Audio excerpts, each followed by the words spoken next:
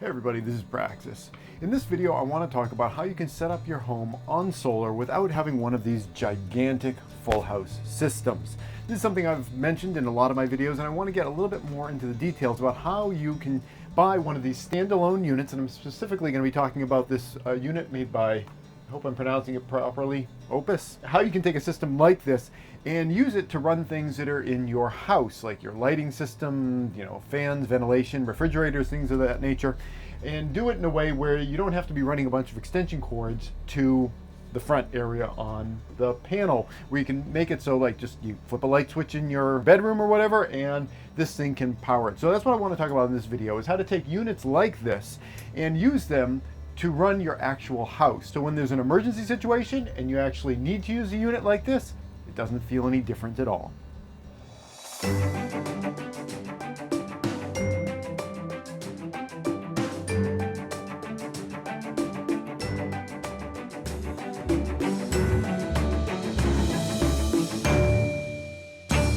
Okay, so like I said in the intro, what I want to talk about in this video is how to take units like this, these standalone units, and connect them into your house so that it can run systems in your house in a way that you don't really even know that you're running your house off of a little system like this.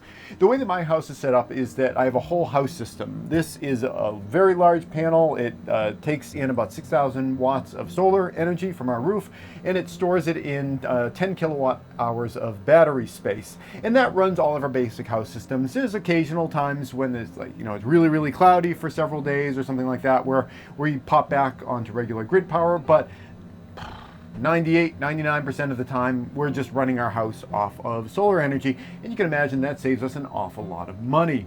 Now, doing your house in this way, with making one giant whole house system, is great. There's lots of benefits to it. Like I mentioned, we save a whole bunch of money, and it has that nice peace of mind where just your whole house is running through it, and you don't have to think about kind of jumping from one little system to another.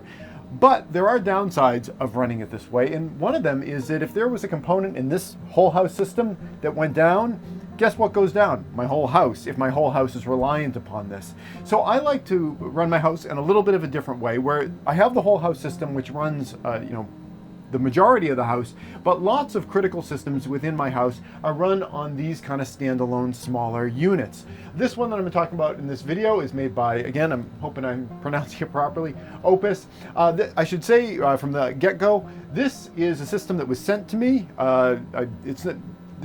They're not paying me to do this video, but they sent it to me for free. They asked me to just do a video review, and this is the video review right here.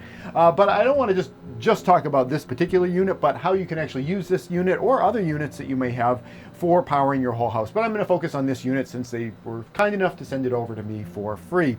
Now, running your house with a bunch of these is kind of nice, because if you have one of these units that go down, your whole house doesn't go down. If one of these units just runs a certain circuit within your house, that circuit may go down, but all the rest of your house is going to be fine. So you have a lot more resiliency for errors. And there's always things always break. You know the way things are. I haven't actually had any issues where this system broke or any of these other systems have ever broken, but the reality is that that's certainly a possibility, and it's much better to have part of your system go down than the entire system go down. So what I'm going to be doing before I talk about these units specifically is I want to go around and I want to kind of show how I integrate these systems into my house, and it all does start right here at these units. These units get plugged into these extension cords, which are 14 gauge extension cords, and they run up into these little boxes here. Now you see I've got them labeled A, B, and C, and the reason I've got them labeled here is because these guys head off over to my breaker box, and I have some outlets over on the other side. So whatever I plug this box A into, and this plug here is actually labeled C, so this box here has a wire that comes out of it, that's wire C, and that is plugged into the Oupes system. A and B are plugged into other systems right now, and whatever I plug C into is going to be powering outlet C over by my breaker box. Let's go over there now, and I'll show you how I kind of integrate the circuits in my house into these types of units. So here I am over at our breaker area, and before I get into any of this stuff, I just need to say that if you don't feel comfortable, if you don't have the expertise to work with this type of situation in terms of going into a breaker box and rewiring things, this isn't something you just jump in and do. This is the type of thing that you can do and kill yourself. So, I just want to say that right from the get-go. Don't just watch this video and think, yep, I'm good to go. You need to have some level of proficiency in working with this stuff before you try anything that I talk about in this video. But if you do, here we go. So what we got going on here is the breaker box, and if you're familiar with the way breaker box works, all these wires up here are all the circuits that go out into the rest of the house. Now there were a couple of circuits that I wanted to pull out. One was the refrigerator, one was my second floor bedrooms, and another one was related to our stairway lights and some receptacles in certain rooms.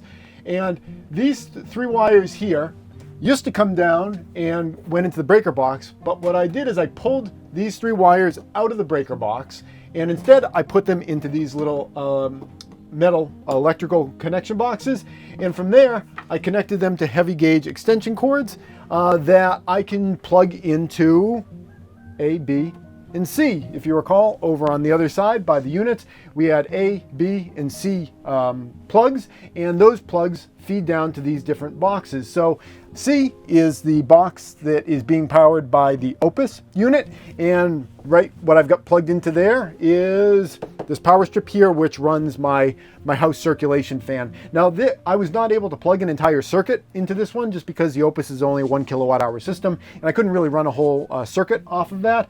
But for some of my other systems, what I've got, the kitchen fridge and the bedroom lights and all that kind of stuff, I've got those running into these power strips, which are being powered by the units that are powering A and powering B. A is a 3 kilowatt-hour system, and B is a 2 kilowatt-hour system. So these kind of fly over here to these power strips, and I can plug whatever circuits I want into them. I can kind of plug and play. So if one of these units went down, I could kind of patch things around. I've got all the wires numbered. This is number 4. Is related to the kitchen fridge, and the reason I gave it a number is it just to go into breaker box number 4 over here. So when I pulled it out, I just continued to call it number 4. So I've got number 4 and number 18 going into A, and number 29 and number 5 going into B. And what I like about this kind of patch bay approach is that if for some reason there was an issue with one of the systems, you can really just unplug things, stick them around in a different way, and kind of roll with things on the fly and make it so that if something went wrong, it's not like a complete rewiring kind of situation. Now, if you're going to do something like this, I mean, it's pretty simple. These boxes here are essentially just extension cords from the other room. The extension cord in the other room where the batteries are goes into a metal box that goes into some Romex wire, and the Romex wire powers one of these 3 outlets, and then I can plug things in. So this is just a glorified extension cord that I've got going on here. And these, just essentially turn the circuit itself into something that has a plug on the end of it, which I can either plug into one of these remote systems, or when I was pulling things out of the electrical box, I left myself, yeah, it's in the shot there, I left myself a couple of little boxes coming out of the box so that if let's say all these systems are down for whatever reason, I can plug these things back into the whole house system as well.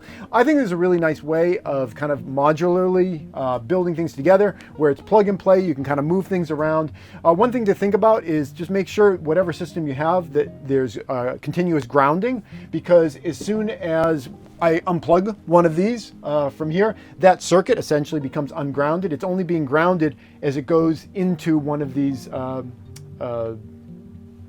circuits that run to the battery banks over in the other room, and those battery banks are only going to be grounded if they are physically grounded. Now, most of my battery banks are newer ones and they are grounded. One of my older ones does not have a ground, so what I had to do for that is each of these individual boxes, I ran a green ground out of them. They're kind of coming down over here, and for the device, which is C, actually, I kind of changed that around. I just realized a wiring issue that I just created here. C used to be my ungrounded system, but now with the Oupes, it is a grounded system. So what I've created here is actually a ground loop, which is not good. After I finish this video, I'm going to pull that out of there. But I made these modular so that as long as my stupid brain would actually remember to do it, which apparently, there's no guarantee about that, I would be able to ground and unground these boxes based on whatever was plugged in over there. So if you are the Opus system, that is a grounded system, but if you were happen to use a system that was ungrounded, you'd want to be able to ground out your circuits so that you don't have ungrounded wiring within your house. So again, this isn't like a deep dive into how to do this. If you've never worked with wiring before, I wouldn't recommend opening one of these and starting to pull things out of it. You literally could kill yourself. But if you do know how to do this stuff, this is a really great way of taking a system and making it really resilient. So if any one part of the system goes down, pop, pop, pop, pop, pop, and you're back in business. So let's go back over to the other side. We're going to talk a little bit more about the battery bank itself.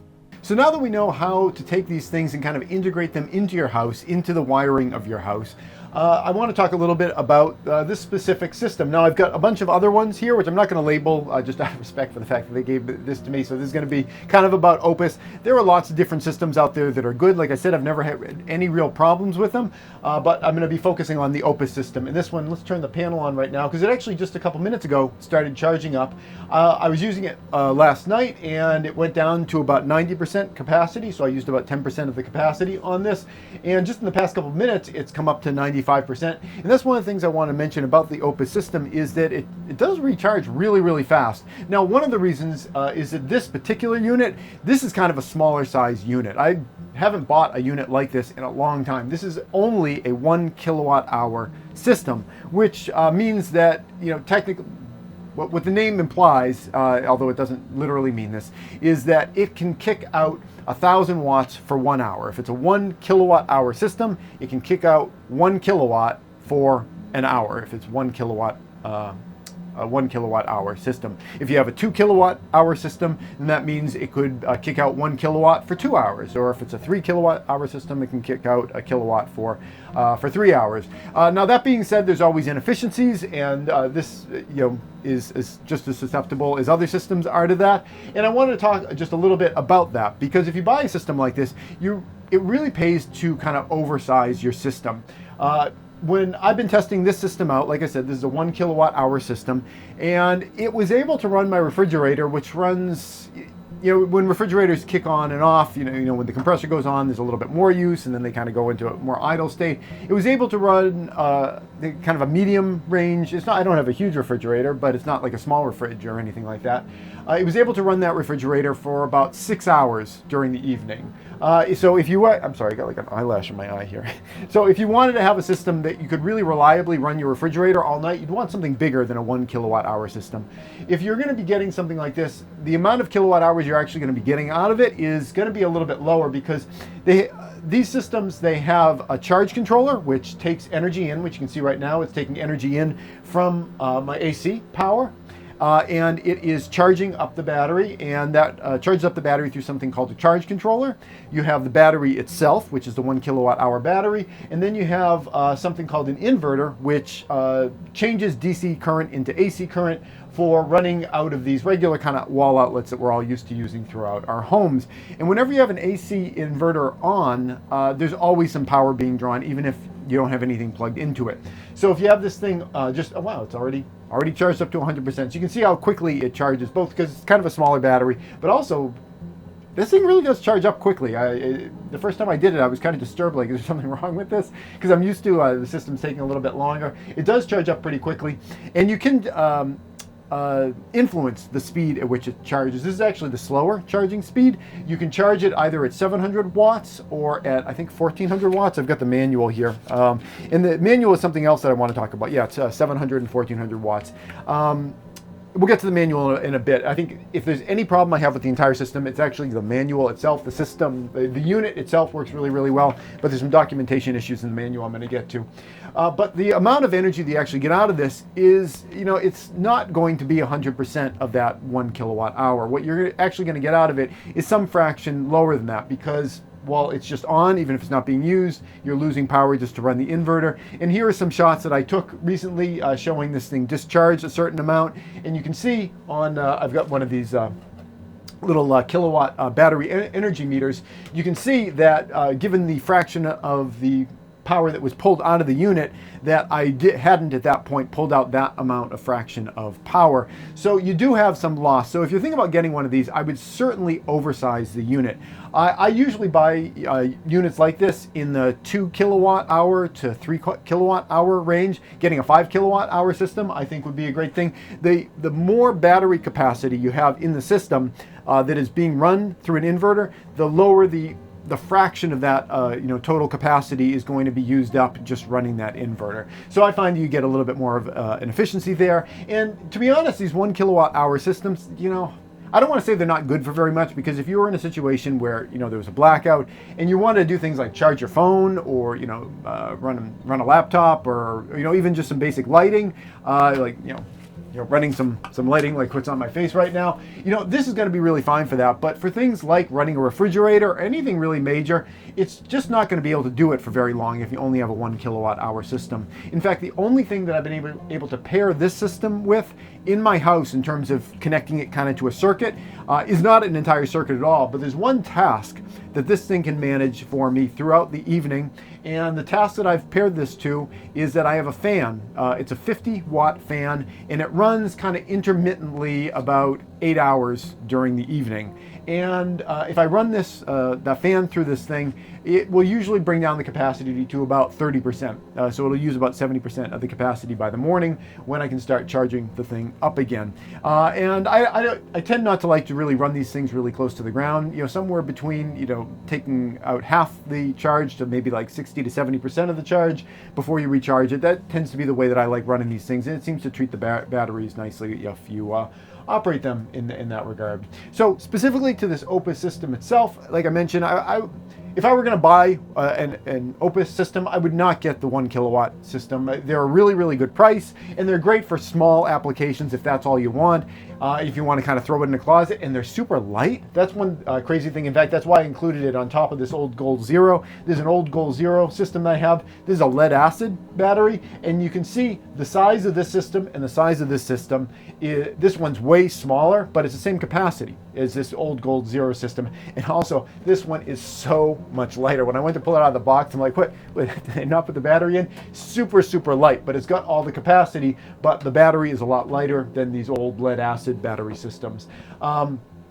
So that is one selling point. If this is the kind of thing you want to kind of keep in a closet for emergency situations, and you only want like some small benefits out of it in terms of charging phones, like emergency stuff like that, a 1 kilowatt hour system is going to be just fine for that kind of stuff. But if you wanted any kind of regular use out of these things, I would not mess around with the 1 kilowatt hour system, because it's such a small capacity for any of your kind of normal daily life kinds of things. Like I mentioned, it has some other features on here as well. There are the AC outlets that I mentioned right from the beginning, and that's what I'm kind of using it for. There's some 12-volt outs that you can get over here, and then there are some of these, I think they're 5 volts, like USB port things, and you're going to get better efficiencies out of these kind of guys, because you don't have that AC inverter running. So if you just keep the AC inverter turned off, you're going to get better efficiencies in terms of getting more of your battery capacity being used to actually charge things or power things, versus running some kind of like a conversion for the AC inverter. So that'd be something to know about. You can charge it off of the wall, which is what I'm doing right now. And I should mention, it's got, I'm not going to show you because it'd be a little hard to see on camera. It's got kind of a weird plug on it. Normally these things will come with that kind of like 3-prong plug, and this does have the 3-prong plug. It is grounded, but the kind of plug that will usually plug into like the back of a computer or something like that. That's what I've normally seen these systems come with, but this is kind of a weird one. So you would just need to be aware that you need to use their wire for it, or have another equivalent kind of wire for it. You can also choose to power it from the sun. There's an Anderson plug on the side over here. I haven't run it that way, because the way that I usually run these units is they are, even when they're being powered off of AC, they're still being powered from the sun, because my AC system here in the house is running off of my solar panels. So I've got all these guys on timers up here. You can see the timers.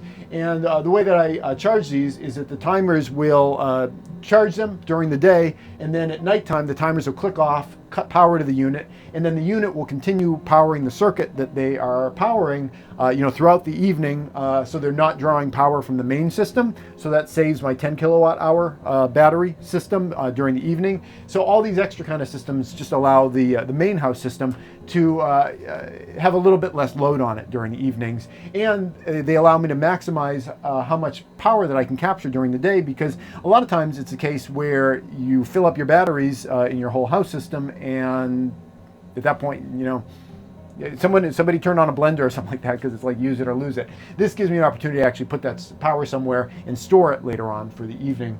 In terms of other features with this, I mentioned you could do multiple charging speeds, which is good for me because I don't want to overload my whole house system. So I always turn the units down to the lower setting, and I think that's a nice option if you're going to be charging off some kind of a generator. If you don't have a generator that can keep up with the 1400 watt charging speed, you can charge it at the lower 700 watts. But also, like, let's say you're in some kind of a situation where there's rolling blackouts, and whenever the power comes back on, you want to charge up as quickly as possible. It's nice to be able to turn it into the fast charging mode, so you can like drink in as much power as quickly as you can. I mentioned the one issue I have with the system. Oh, and before I get to that, you can use this through like a mobile app. That's not really my speed, where you can control it through an app on your phone. I'm never really interested in doing any of that, so I haven't experimented with that. But that is an option where you can monitor it and control it through your phone as well. And that's through this little button, this IoT button here, which brings me to the major issue I have with this, which is the documentation. Now, I will say, when I reached out to the company, they were able to solve and over whatever questions I had, and they actually sent some video tutorials on how to do some of the things in here, specifically how to switch to that lower speed. Now, the way this is not going to be a video tutorial because I'm just kind of like roughly saying this from memory, but the way you switch into the option set for slowing down the speed is you kind of hit the DC button and the IoT button at the same time. The video suggested you want to hit the IoT button slightly before the DC button. I'm not sure exactly what the deal is with that, but essentially you kind of are playing between these two buttons and kind of simultaneously-ish hitting them, and that puts you into a mode where you can kind of select the charging speed. If you read the manual about operating instructions for fast charge and slow charge switching function, you see a picture, and in the picture there's some hands pointing to those two buttons, but the description doesn't even mention those buttons, and it talks about the AC button, and it's kind of, I'm not going to read the actual passage, but it's sort of grammatically contradictory with itself. There are some issues with the manual. Now, these are things that they could easily fix up over time. In fact, I've volunteered for them. I will rewrite that section for you guys if you want, because it's a pretty easy procedure. It's just your manual doesn't talk about it at all. And I'm sure there are some other things in this manual. Well, I'm not sure. I suspect there are probably other issues in the documentation. But that said, when I reached out to the company, they were super helpful, and they gave me the lowdown on how to actually do things. But I wanted to just mention, if you buy one of these units and you're like a paper manual kind of person and you're having trouble, it's not necessarily your problem. It's probably an issue with the manual, because again, it's not like, it wasn't an issue where I was having trouble figuring out like the sequence of buttons being pushed, per the way that they're describing it. The description doesn't even mention any of the buttons that you're supposed to, push. So, there are some issues there. But in terms of the unit itself, it's working really, really well. It charges up quickly. It's, sends out the power reliably to the rest of the house. I think that the display is nice. It gives you an estimate of how much time you have left, to run the system. It talks about like, how much power is going in, the capacity that you're currently running at and everything. I think that they're a pretty good system. Again, if you were gonna do what I've done and integrate this into your house, I would not go with a 1 kilowatt hour system. I'd go with one of the bigger ones, and that goes for any kind of company that's out there. I just personally, the way that I like using this stuff, I like running my general day-to-day life in a way that makes it such that if there is an emergency situation where the power goes out, you don't really have to change any of what you do. Like if there's a blackout, I don't have to drag a bunch of these things out of my closet and suddenly start wiring them through my house, because if the power goes out, my house already is kind of running off of these things. So I like living the way that I like living as though there's an emergency situation, and making it so that I have a comfortable lifestyle, given those possibilities. So if those possibilities manifest, then I just continue having the same comfortable lifestyle, you know, living in fear here, here in my prepper retreat.